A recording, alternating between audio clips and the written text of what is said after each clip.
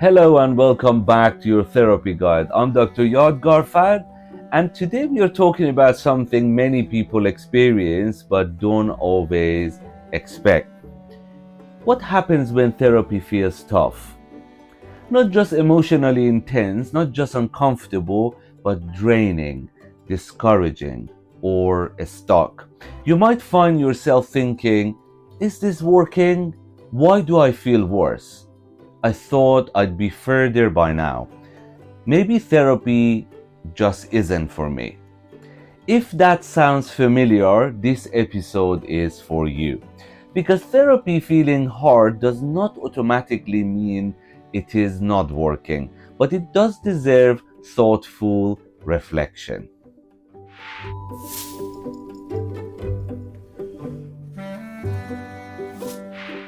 Let's begin with something important. Therapy often feels most difficult not at the beginning, but in the middle. At the beginning, there is often relief, hope, clarity, a structure. Then something shifts. You become more aware, patterns become clearer, memories surface. You see how certain experiences shaped you, and suddenly things feel heavier. This is not unusual.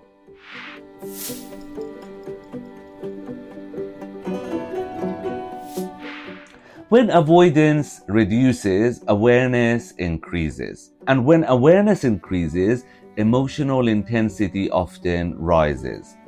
Research in exposure-based therapies and trauma-informed approaches constantly shows that when people begin facing avoided material, emotional activation may temporarily increase before integration happens. So if therapy feels more intense after you start looking at painful themes, that does not necessarily mean regression. It means defenses are softening, and that is destabilizing.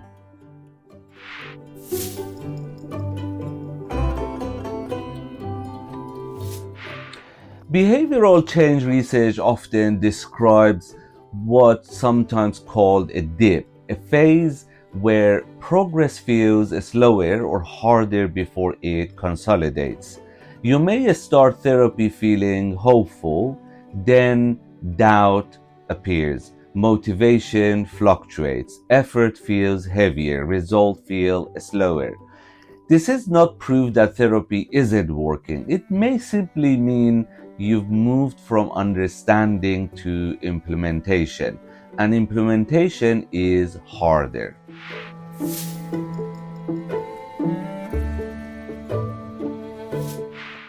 There is another layer that people don't always talk about. Therapy doesn't just change behavior, it changes family narratives, cultural messages, long held beliefs about yourself, attachment patterns. When those shift, identity can feel unstable. You may start questioning who you are, how you relate, what you tolerated, what you now want. That disorientation can reduce motivation because change at this level is not just behavioral, it's structural.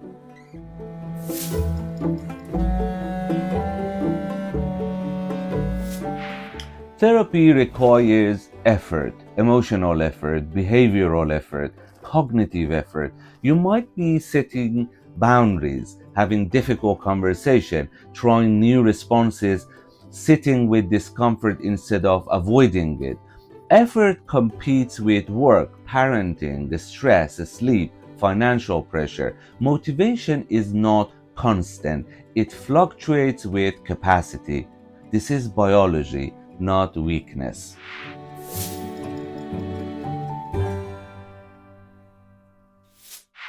Now let's shift to evaluation because not all tough phases are the same. Sometimes therapy feels hard because you are growing.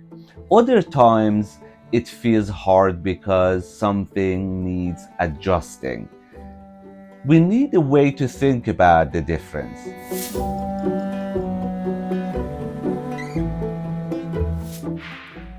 Ask yourself, is this discomfort meaningful but manageable? Or am I emotionally flooded and shutting down? Productive discomfort often feels uncomfortable, challenging, stretching, but is still contained. Overwhelm feels chaotic, numbing, unsafe. If therapy feels constantly overwhelming without a space to process it, that deserves conversation, not silence, ignorance.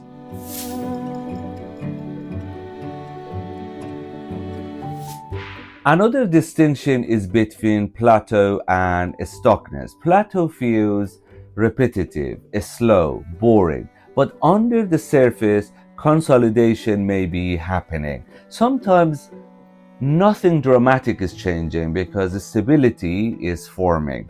Stuckness, however, may feel like the same conversation repeating without reflection, avoidance increasing, disengagement growing, emotional distance from the work.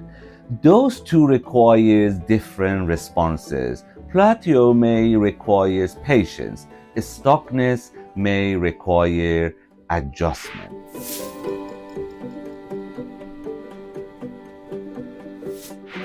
Low motivation sometimes reflects resistance, and resistance is not failure. It may signal fear of change, fear of loss, fear of success, fear of destabilizing relationships. But sometimes low motivation reflects misalignment. Perhaps the pace is too fast, goals are unclear, the therapeutic relationship needs attention. Motivation is not only internal, it is relational. Bringing this into the room can be part of the therapeutic work.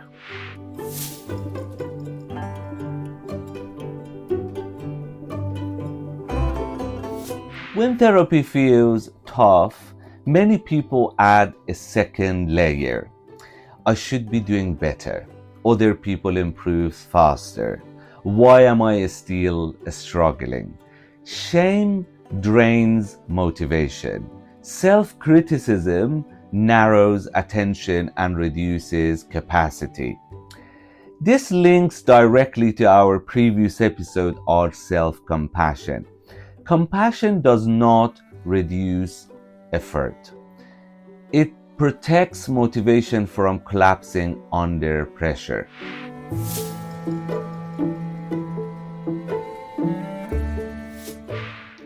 Therapy supports motivation in several ways. First, it is relational. Having someone witness your effort matters.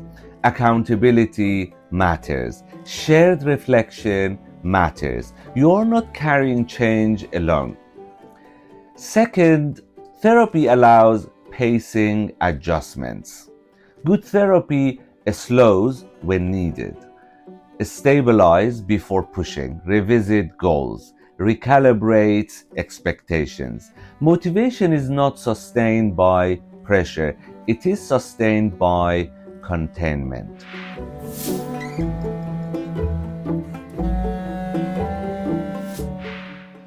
One of the biggest motivation drains is unrealistic expectations.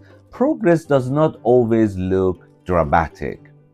It may look like noticing sooner, reacting slightly less often, recovering faster, tolerating discomfort a little longer, setting one boundary instead of none. Micro shifts matters. They accumulate.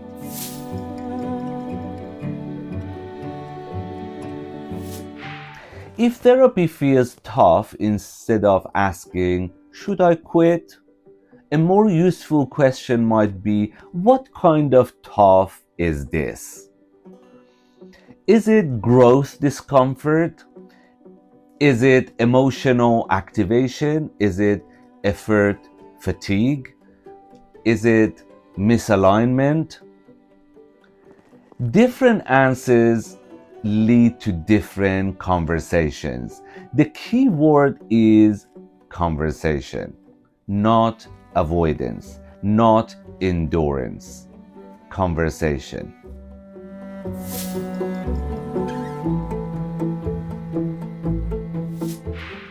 Therapy not a straight line. Motivation will fluctuate. There will be weeks that feel clear and weeks that feel confusing. Feeling discouraged does not mean you are failing. Feeling tired does not mean you are incapable. And feeling uncertain does not mean therapy is pointless. Sometimes it simply means you are in the middle. And the middle is often the hardest part. Before we finish, I want to leave you with this. Therapy feeling tough does not automatically mean it isn't working, but it does deserve thoughtful reflection. If you are in a difficult phase right now, you are not alone. Growth can feel destabilizing before it feels integrated. And motivation is not a personality trait. It is something that rises and falls with capacity, safety, and support. Thank you for joining me today on your therapy guide. If you found this episode helpful, please subscribe and share it with someone who might benefit. Until next time, stay curious, stay compassionate, and take care of yourself.